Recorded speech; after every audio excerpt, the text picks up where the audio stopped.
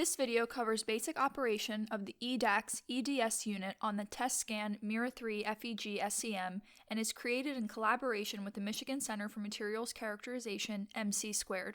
If you haven't watched the video on the basic operation of the Tescan SEM, please pause this video now and watch that one first. The sample requirements and warnings in that video still apply when using EDS. As a brief background, EDS stands for Energy Dispersive X-ray Spectroscopy. With this technique, a focused beam of electrons bombards atoms in the sample, causing them to emit characteristic X-rays. Based on these X-rays, we can identify elements in the sample. For more information about EDS, see the links in the description below. The first step is selecting an accelerating voltage for the SEM. In order to do this, you need to know which elements you're looking for and the energies of their characteristic X-rays. We'll reference the periodic table provided by EDAX for this information. On this table, the numbers in the lower left-hand corner for each element correspond to the energies of the element's characteristic X-rays in kiloelectron volts. In order to detect a peak, the energy of the beam must be higher than the number, usually by a factor of at least 1.5. Our sample is a copper grid on an aluminum substrate. If we look at copper and aluminum, we see that the largest number between them is roughly 8, so we'll use 15 kilovolts, which is more than 1.5 times 8. Now we'll set up the SEM. After loading the sample, pump the chamber. Set the accelerating voltage you selected previously.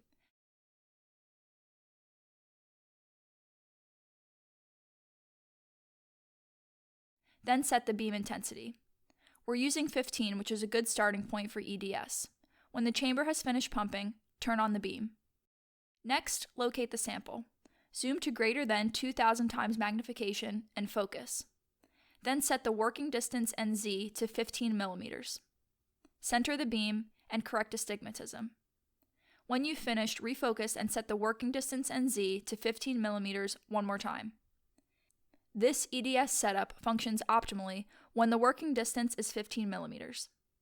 If you are using another SEM, consult its documentation to find the appropriate working distance for its EDS setup.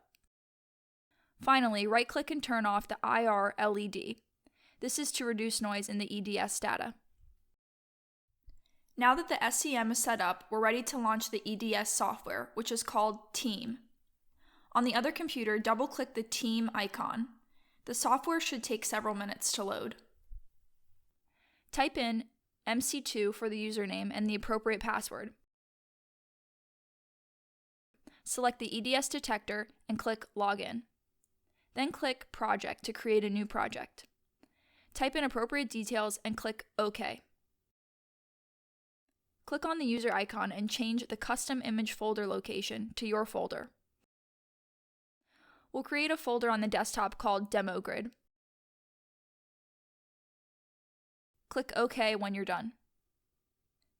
You can check the status of the EDS detector by hovering over Advanced Properties and clicking the drop-down box EDS Detectors, Octane Plus, and Detector 1 Status. The ready light should be green. If it isn't, click Cooling On and wait for the detector to cool. You can also check the status on the detector itself.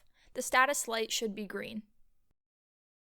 We'll start by using the EDS for point analysis. Click on Point Analysis. Select an image resolution from the matrix size drop-down box. This will be the resolution of the image transferred from the SEM to the Team software. Then click Image Area to transfer the image to this window. In the lower left-hand corner of the screen, there is an indicator for dead time. Dead time is the percentage of time that the computer isn't collecting data because it's occupied with analyzing data. Increasing the amplification time, or beam intensity, increases the dead time. Adjust these parameters as necessary so that the dead time is between 20 and 50%. If you can't get dead time to be greater than 20 by adjusting these parameters, increase collection time. Hover over Collect Spectrum and set the collection time in seconds. You can limit by live time or clock time. Live time is the time the detector collects the signal, and clock time is the time for the entire process. The difference is that live time excludes dead time, and clock time includes dead time. Click to add a point, or click and drag to add a rectangular region. If you want to remove a point, click on it. Click Collect Spectrum to begin collecting data. From the point, we can see peaks for copper and oxygen, probably from oxidation. You can click the Home button to fit all the peaks in the view. Scroll the mouse wheel to scale the y-axis. Click and drag the mouse to move around and zoom. Or hold Ctrl and turn the mouse wheel to zoom in or out in an area. The green background at the bottom of the spectrum window shows the progress for data collection. When data is being collected for a point or region, the number of the item appears highlighted in red. The spectrum for the rectangular region shows aluminum and bromine. If we look back at the periodic table, we can see that aluminum and bromine have peaks at 1.486 and 1.480 kiloelectron volts, respectively. In general, the resolution of EDS is roughly 130 electron volts. Since these peaks are only separated by 6 electron volts, the software can't tell the difference, so you may need to infer which elements are present or use other characterization techniques. To save an image of the spectrum, you can click on the icon in the panel, then click Send to Folder. You can also save a copy of the SEM image by clicking the folder icon. Here's the SEM image in the folder called Demo Grid that we created earlier.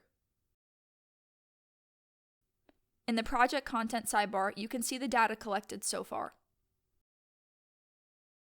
Next, we'll try the mapping feature. Click on Mapping. If you move to a different area, remember to refresh the view by clicking Image Area.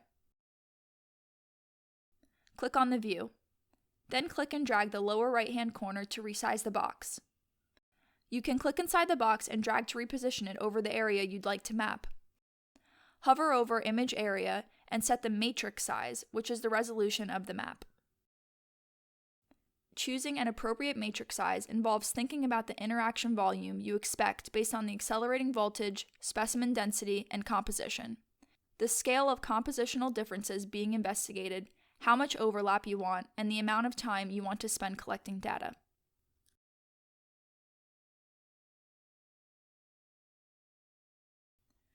We'll use 256 by 200.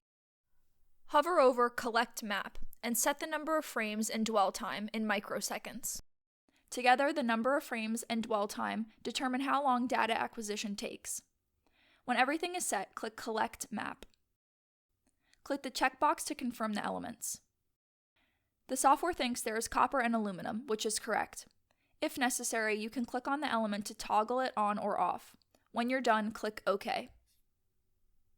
The total acquisition time is shown in the lower left-hand corner as roughly 1 hour. Click Overlay to show the different live views of the data.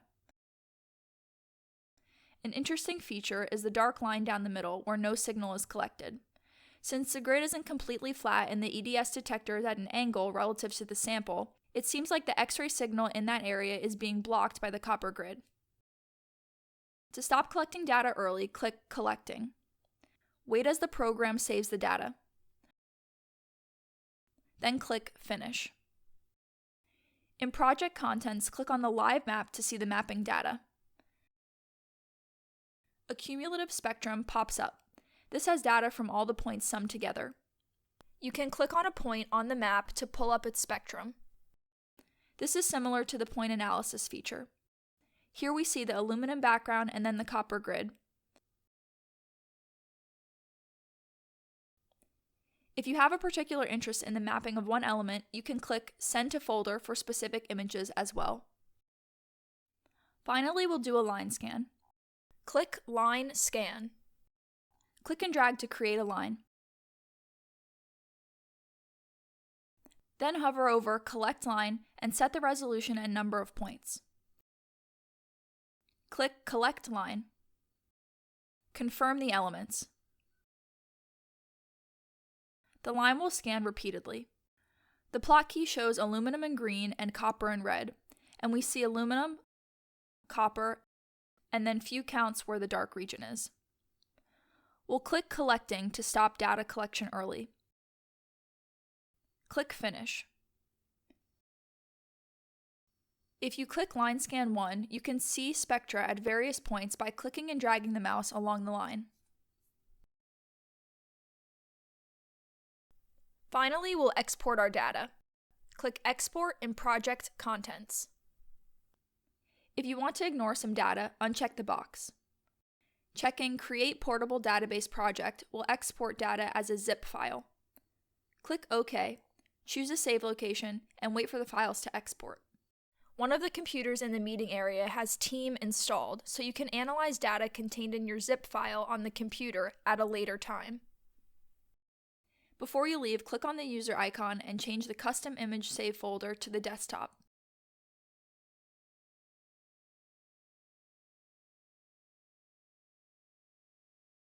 Then exit the software. On the SEM computer, turn on the IR LED, turn the beam off, remove your sample from the SEM, and pump the chamber.